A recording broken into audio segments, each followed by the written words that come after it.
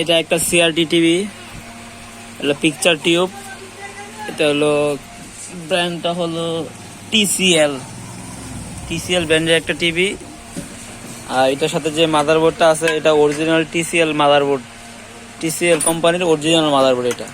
আজকে এই মাদারবোর্ডটা অনেক পাশপাতি সমস্যা হয়েছে, কিছুদিন আগেও এই যে পাওয়ারের সমস্যা ছিল, তাই একটা এক্সটার্নাল পাওয়ার লাগাই দেওয়া হয়েছে, কেবল লাগাই দেওয়া হয়েছিল।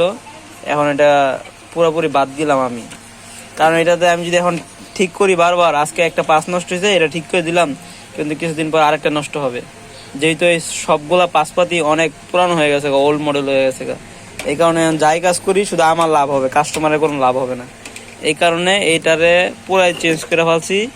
এখন একটা নতুন সার্কিট লাগাবো, এটার পরবর্তীতে নতুন সার্কিট নিয়ে আসছে। এটা এই যে একটা চাইনিজ সার্কিট, এটি একটা চাইনিজ সার্কিট, কিন্তু চাইনিজ সার্কিট হলে কি এটা লাগানোর পরে প্রায় 5-7 বছর খুব অনায়াস সুন্দরভাবে চলবে, এর ভিতরে কোনো সমস্যা হবে না, যে ঠিকঠাক মতো নিয়ন্ত্রণ করে টিভি চালানো হয়।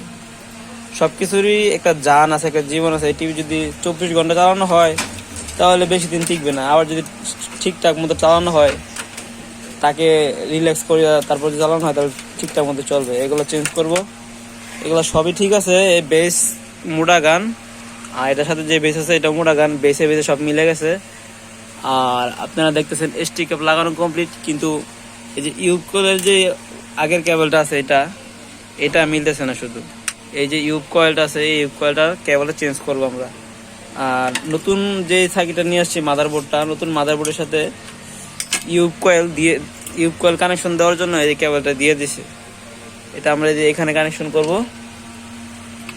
এটা যে এখানে কানেকশন করব, আর এই কেবলগুলো দিয়ে এখান থেকে এটা আগের যে তারগুলো আছে এগুলো খুলে ফেলবো, তারপর এটা টিভির সাথে অ্যাটাচড হয়ে যাবে। যদি ইন কেস এটা নতুন সার্কিট লাগানোর পরে টিভির পিকচার পুরোপুরি উল্টা আসতে পারে, মানে আপনার মানুষগুলো পুরোপুরি উল্টা দেখা যাইতে পারে, পিকচার টিউব মানে পিকচার ঘুরে যেতে পারে, তখন আমাদের কি করতে হবে, যে পিছনের যে কেবল দুইটা আছে, এই টার্মিনাল আর এই টার্মিনাল, এই দুইটা টার্মিনালের তার চেঞ্জ করে দিতে হবে।